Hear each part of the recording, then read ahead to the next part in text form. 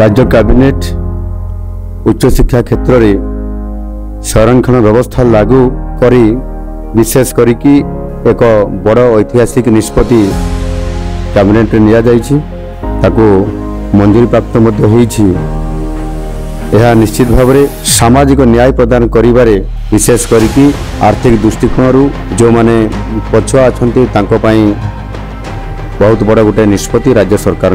विशेष करिकी यही निष्पत्ति अनुजाई सामाजिक और अर्थनैतिक भावे पछुआ वर्गर जो एससीबीसी छात्र छात्री मानकर पई नाम लेखारे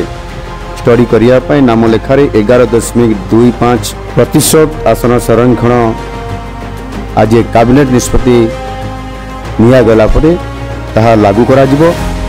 आ यही नीति चलित शिक्षा वर्ष 2025-26 रु राज्यर सरकारी विश्वविद्यालय सरकारी और अनुदान प्राप्त उच्च शिक्षानुष्ठान मानकरे यह प्रचलन करा जिवो।